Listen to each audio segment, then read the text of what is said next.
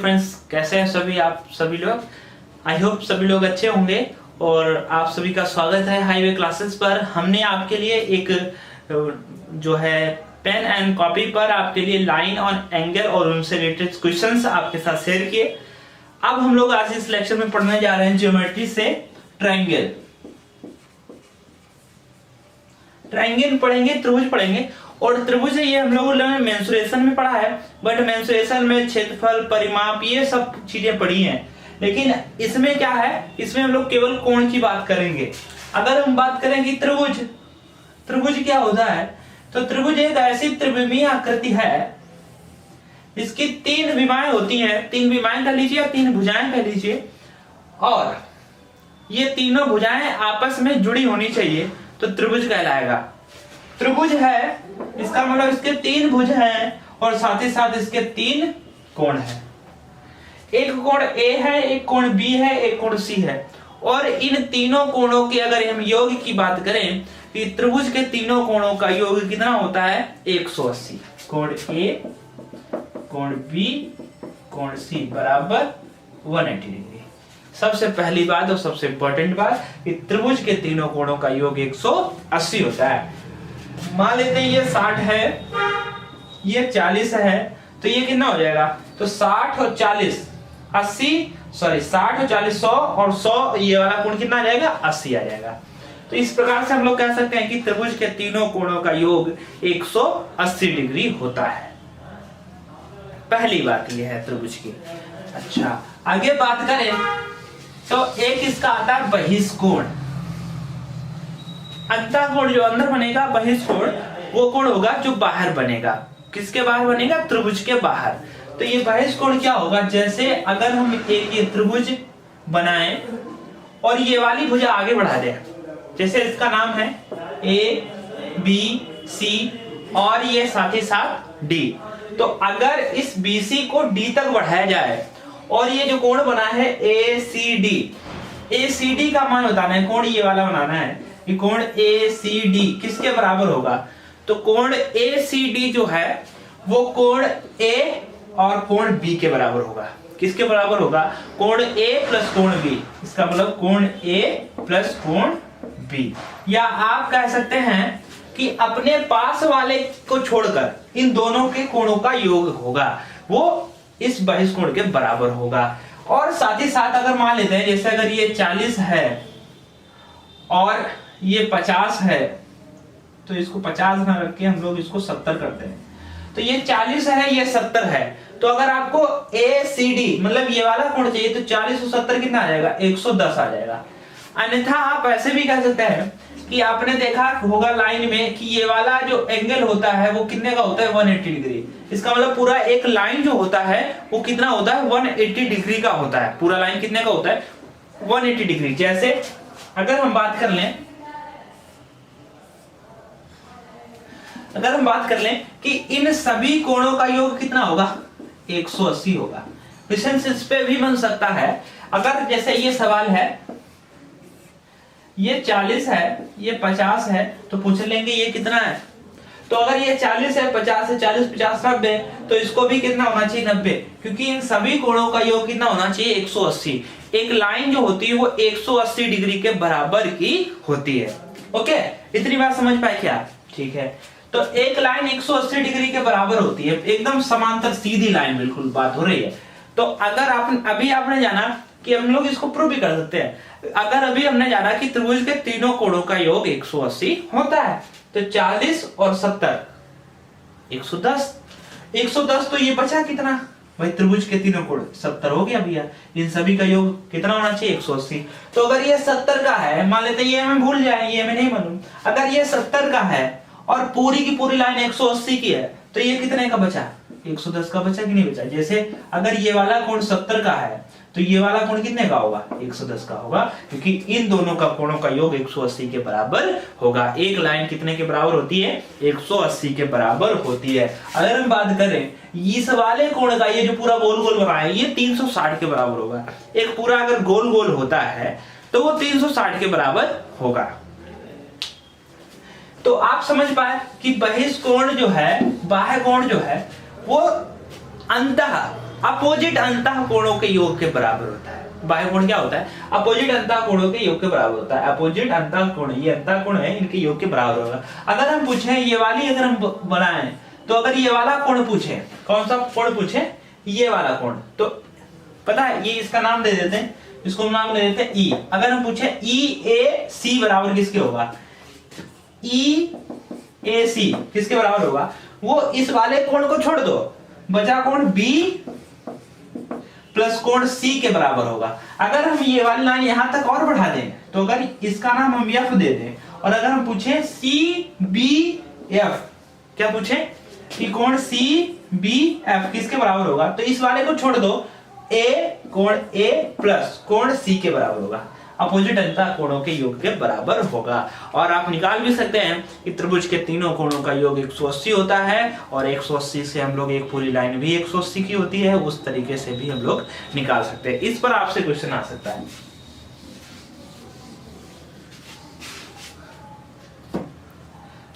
जैसे ये एक त्रिभुज रहा,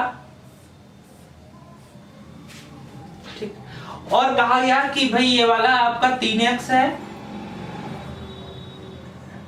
ये 5x है और ये जो कोण दिया गया है आपका 80 है, ठीक।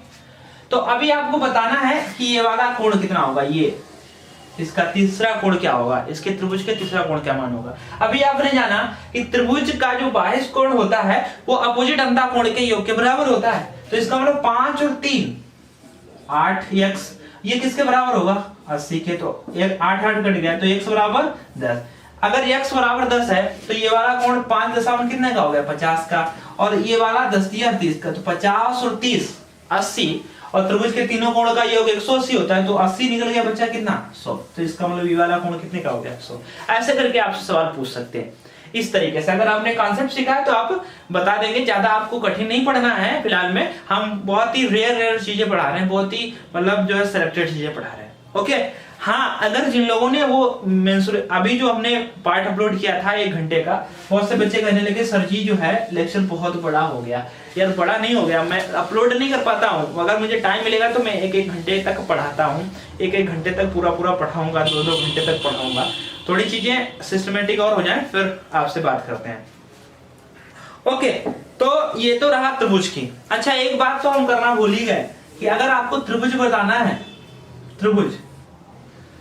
त्रिभुज बनाना है, शायद हमने ये मेंसुरेशन में बात की होगी कि त्रिभुज में क्या होता है, इसका नाम ए बी सी। ए के सामने की भुजा ए, इसका स्मॉल ए से रिप्रेजेंट करते हैं। बी के सामने की भुजा का नाम स्मॉल बी और सी के सामने की भुजा का नाम स्मॉल सी को रिप्रेजेंट करते हैं। यानी कि यहां से यहां तक की लंबाई सी है, यहां से यहां तक की ए है और यहां से यहां तक की बी है। एक यहां पर पॉइंट है कि त्रिभुज कैसे बनेगा। देखो, त्रिभुज कोई भी 3 भुजाओं से नहीं बनता है। हमने ये बात पीछे भी डिस्कस की है कि त्रिभुज आपको बताना है तो इसका मतलब 3 भुजाओं से काम नहीं चलेगा, उसके साथ ही साथ उसमें लंबाई चौड़ाई भी निश्चित होनी चाहिए। जैसे एक भुजा है 2, एक भुजा है 3 और एक भुजा है 10। त्रिभुज बनाना चाह रहे हो आप, तो अगर आप ये 10 एक भुजा है और अगर ये भुजा है 2 तो यहां तक पहुंच पाएगा और ये भुजा है 3 तो यहां तक पहुंच पाएगी। क्या त्रिभुज है ये? क्या ये त्रिभुज नहीं है। जब तक ये लोग आपस में जुड़ेंगे नहीं तो त्रिभुज होगा नहीं। तो इसका मतलब कुछ ना कुछ कंडीशन है त्रिभुज बनने के लिए। वो कंडीशन क्या है वो चीज आप देख लिए, क्योंकि क्वेश्चन इस पर भी उठ सकता है। देखो, त्रिभुज तभी बनता है कि जब 2 भुजाओं का योग तीसरी भुजा से बड़ा होना चाहिए। क्या कहा? फिर से कहना, मेरे साथ रहना। क्या? कि 2 भुजाओं का योग तीसरी भुजा से बड़ा होना चाहिए। सिंपल सी बात है भाई, 2 भुजाओं को अगर आप जोड़ेंगे वो तीसरी से बड़ी होनी चाहिए। जैसे अगर हम ए और बी को जोड़े तो वो सी से बड़ी होनी चाहिए। तो जिधर मुख होता है ना ऐसा खुला हुआ तो वो उधर बड़ा होता है। तो अगर हम ए और सी को जोड़ दें तो वो बड़ा होना चाहिए बी से।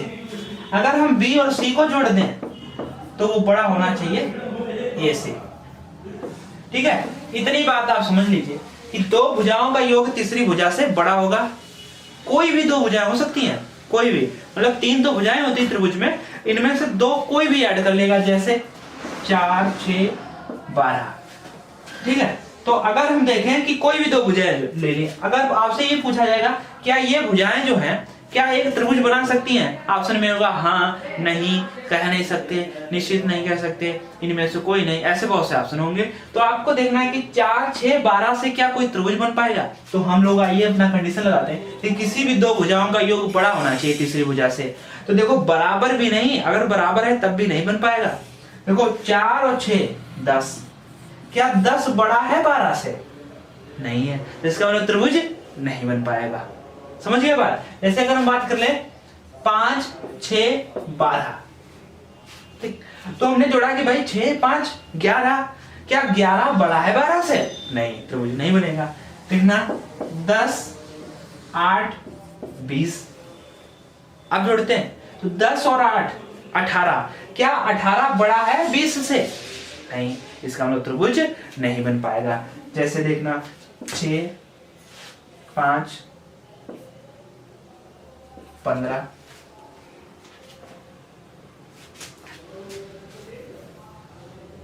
6, 5, 9 करते हैं।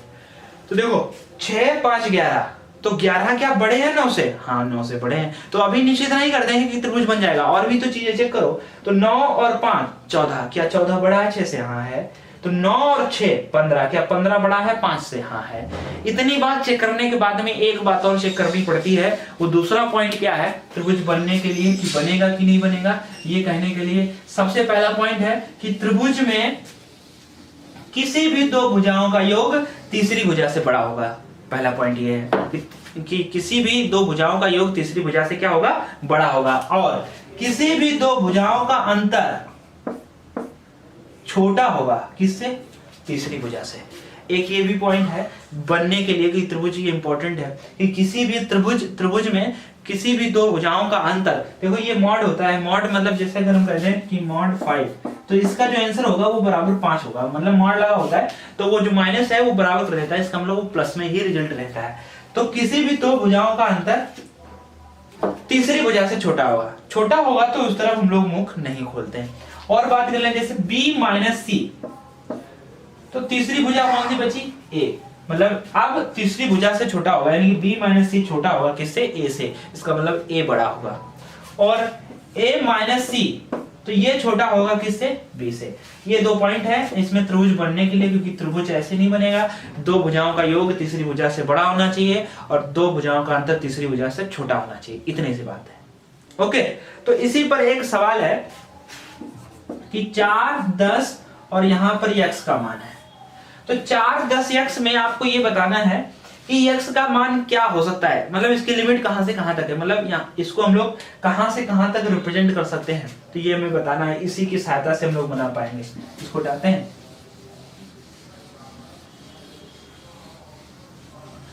अभी हमने जाना, हमको बताना है x का मान। अभी हमने जाना कि त्रिभुज में किसी भी दो भुजाओं का योग बड़ा होगा तीसरी भुजा से, यानी कि 4, 10 और 4 14, 14 बड़ा होगा किससे? x से। भाई 14 बड़ा होगा x से। और अभी हमने जाना कि दो भुजाओं का अंतर तीसरी भुजा से छोटा होगा, यानी कि 10 और में से 4 गया 6, यानी कि 6 छोटा होगा किससे? छोटा होगा x से छोटा होगा। ठीक है, भाई ये x से छोटा होगा, तीसरी भुजा है ये, इसको हम तीसरी भुजा मान चलते हैं, इससे छोटा हो गया। तो अब देखिए, अब x का मान ऐसा बताइए जो 6 से बड़ा हो। 6 से बड़ा होगा क्या होगा? 7, 8, 9, 10, 11 और साथ ही साथ 14 से छोटा हो। तो हमको कहां तक जाना है? 13 तक। 10, 12, 13, ये यहां तक इसके मान हो सकते हैं x के। ये चीज है कि 7, 8, 9, 10, 11, 7 से लेकर कहां? 13 तक। यहां पर आप कोई भी डिजिट रख सकते हैं, आपका त्रिभुज बन जाएगा। इसका मतलब ये कहना चाह रहा है कि 14 से छोटा होना चाहिए x का मान और 6 से बड़ा होना चाहिए। जैसे और भी क्वेश्चन आप ले सकते हो, तो 6 लिया और 8 लिया और यहाँ पर x लिया, तो अभी हम लोग 8 से 14 करेंगे। 14 बड़ा होगा किससे? x से। और 8 में से 6 जाएगा, बचेगा 2, तो 2 से क्या होगा? बड़ा होगा, क्योंकि दो भुजाओं का अंतर तीसरी भुजा से। अब तो 2 से हमको ज्यादा चाहिए, इसका मतलब 3 से स्टार्ट करेंगे और 14 से कम कहां तक जाएंगे? 13 तक जाएंगे, यानी कि 3 से 13 तक इसका मान हो सकता है, इस तरीके से। ओके, आई होप ये समझ पाए होंगे, और अगर ना समझ पाए हैं तो एक दो बार फिर से अगर आप लेक्चर देखेंगे तो आई होप समझ ही जाएंगे। अच्छा, बात आगे बढ़ाते हैं। साथ ही साथ हम लोग कोण पर बात कर रहे थे तो उसको भी ध्यान रखें। त्रिभुज जो है आपके 3 होते हैं। एक होता है, देखो एक कौन सा त्रिभुज होता है, एक होता है विषमबाहु। विषमबाहु में क्या होता है भैया कि इसकी तीनों ही भुजाएं क्या होती हैं, अलग अलग होती हैं। और एक होता है समद्विबाहु, ये हम लोग पढ़ चुके हैं मेंसुरेशन में आपके यूपी टेट के सिलेबस में। तो इसमें क्या होता है, इसमें 2 भुजाएं बराबर होती हैं। और एक होता है समबाहु। समबाहु में क्या होता है कि इसकी तीनों ही भुजाएं बराबर होती हैं। अब ध्यान करिए कि अगर जिसकी तीनों भुजाएं बराबर हैं उसके तीनों कोण बराबर होंगे। ये जितना होगा उतना ही होगा, उतना ही होगा। अच्छा, तीनों कोणों का मान होता है 180। तो 180 ये तीनों बराबर हैं, तो ये x है, ये x है, x है, तो मतलब तीनों का योग कितना हो गया 3x। तो 3x बराबर होगा 180 के, तो x बराबर आ जाएगा 60 का। इसका मतलब इसका प्रत्येक एंगल कितने का होता है, 60। यानी कि समबाहु त्रिभुज का प्रत्येक एंगल 60 डिग्री का होता है। और अगर समद्विबाहु की बात करें तो इसके 2 कोण बराबर होंगे। कौन से बराबर होंगे, जो भुजाएं बराबर होंगे उनके आमने सामने कोण। जैसे इसके सामने का कोण ये x, इसके सामने का ये x, तो ये दोनों ही कोण बराबर होंगे। और विषमबाहु में तीनों ही कोण असमान होंगे। इसका मतलब कोई भी कोण बराबर नहीं होगा, ये चीज है। तो कोई भी कोण नहीं बराबर होगा और समबाहु में तीनों ही कोण बराबर होंगे। इतनी बात आप समझ पाए हैं। तो जो हम लोग कोण के आधार पर भी त्रिभुज को बताते हैं। देखो आपने सुना होगा कि न्यून कोण मतलब और समकोण, अधिक कोण, इसको कैसे कहते हैं, इसको कैसे डिफाइन करेंगे। देखिए अब आप समझना,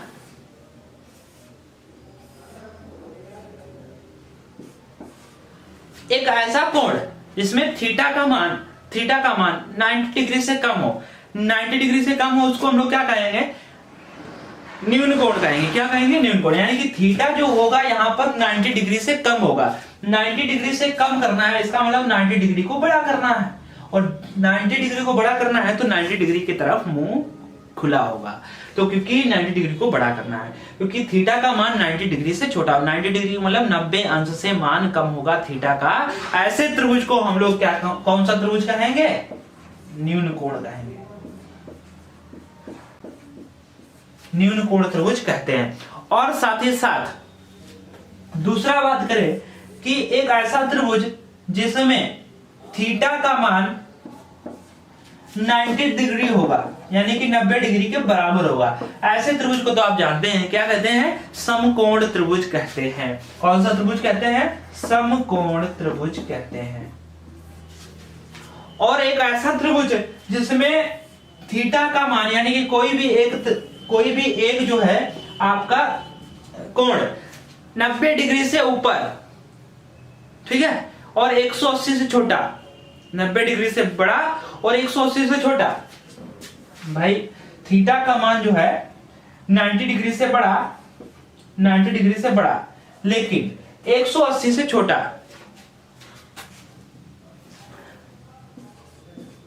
90 डिग्री से बड़ा हो गया लेकिन 180 से छोटा, तो इसको हम लोग कहते हैं अधिक कोण। क्या कहते हैं, अधिक कोण कहते हैं। तो इसको हम लोग कहेंगे अधिक कोण कहेंगे। ये 3 तरीके से आते हैं। जहां पर 180 हो जाएगा वहां पर ऋज कोण हो जाएगा। ऋज कोण की जगह पर हम लोग बृहत कोण भी कह सकते हैं। तो उस केस में आपको ये पूरा जो है एक त्रिभुज नहीं, पूरा एक लाइन बनेगा, क्योंकि 180 डिग्री में त्रिभुज नहीं बन पाएगा, पूरा एक लाइन बनेगा। तो इसको हम लोग 180 डिग्री वाले को ऋज कोण कहेंगे या बृहत कोण कहते हैं।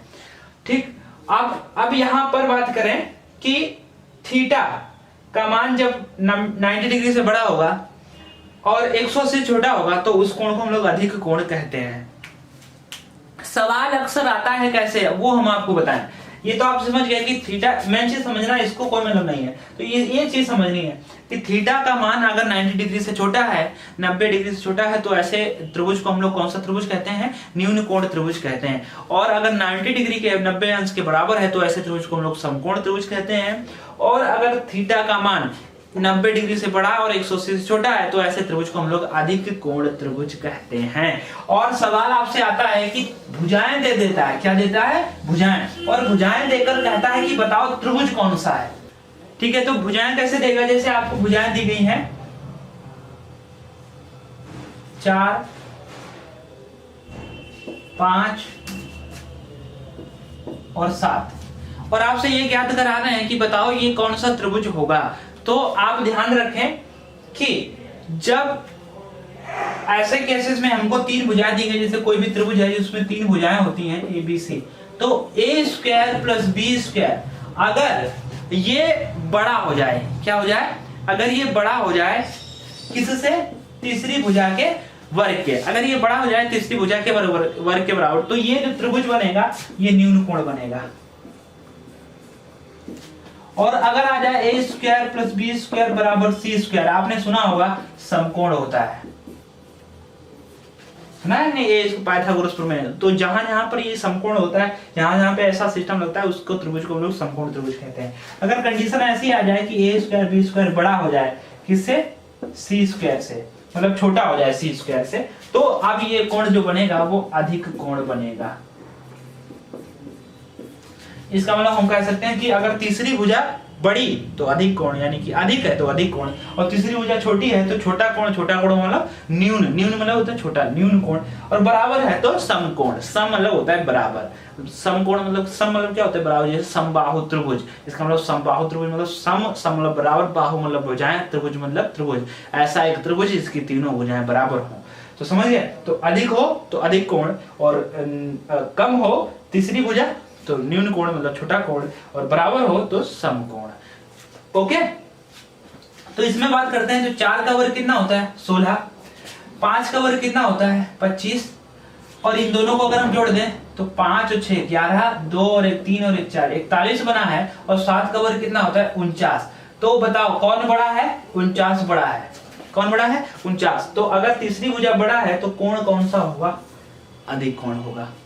ओके, समझ पाए, जैसे अगर हो जाए 5 12 13, तो 5 का वर्ग 25, 12 का वर्ग 144, तो 25 और 144 कितना होता है 169, और 13 का वर्ग 169, दोनों बराबर आए। जब दोनों बराबर आए तो कोण कौन सा होगा, समकोण त्रिभुज होगा। और जब कोण आपका छोटा आ जाए, तीसरी भुजा छोटी आ जाए, दोनों भुजाओं के वर्गों का मतलब ये दोनों भुजाओं जोड़कर आपका ज्यादा आ जाए, तो केस आपका न्यून कोण का होगा। ओके, इतनी बात आप समझना। अगर किसी कोई समस्या आई हो तो हमें बताएं कमेंट्स में, क्योंकि हम ज्यादा डिटेल में ज्यादा सवाल और ज्यादा चीजें नहीं लेके आ रहे हैं, आपको टू द पॉइंट बात कर रहे हैं आप। थैंक यू, मिलते हैं। साथ ही साथ और भी ट्रायंगल में जो प्रमेय है काफी इंपॉर्टेंट है, उसको भी मैं आपके साथ बताऊंगा। ओके।